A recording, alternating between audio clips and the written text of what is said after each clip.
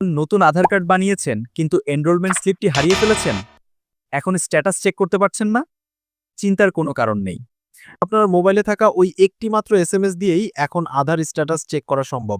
কিন্তু কিভাবে? চলুন দেখে নেওয়া যাক। বন্ধুরা, আগে আমরা শুধু এই এনরোলমেন্ট নাম্বার দিয়েই স্ট্যাটাসটি চেক করতে পারতাম, কিন্তু এখন সেই অপশনটি হাটিয়ে দিয়েছে ইউআইডিএআই। এখন যদি আমরা গিয়ে স্ট্যাটাস চেক করতে যাই তাহলে দেখা যায় এই অপশনটি নেই। চলুন দেখে নেই কিভাবে এনরোলমেন্ট রেসিপ্টটি ছাড়াই স্ট্যাটাস চেক করব।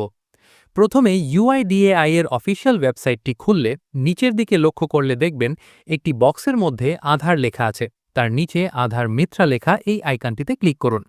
এটি হচ্ছে ইউআইডিএআই এর অফিসিয়াল চ্যাটবট আধার মিত্রা। এখানে গেট স্টার্টেড এ টিপুন। এখানে অনেক কিছু জানতে পারবেন এই চ্যাটবটের মাধ্যমে। আমরা যেটা চাচ্ছি আমাদের 28 ডিজিট এনরোলমেন্ট রিকোয়েস্ট নাম্বার দিয়ে স্ট্যাটাস চেক করা। আমরা আধার স্ট্যাটাস এটাতে ক্লিক করব। এখানে আপনি ইআইডি বা এসআরএন কিংবা ইউআরএন নাম্বার দিয়েও স্ট্যাটাসে করতে পারবেন। এখন আপনি এসএমএসে আসা আপনার 28 সংখ্যার নম্বরটি কপি করে এনে এখানে পেস্ট করে দিন এবং সাবমিটে ক্লিক করুন। দেখবেন আপনার স্ট্যাটাসটি শো হবে। জেনারেট হলে দেখাবে your Aadhaar has been generated.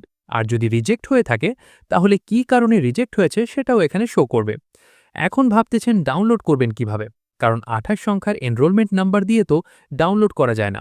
তো সমস্যা নেই, এটারও ভিডিও আমার চ্যানেলে দেওয়া রয়েছে। ধন্যবাদ।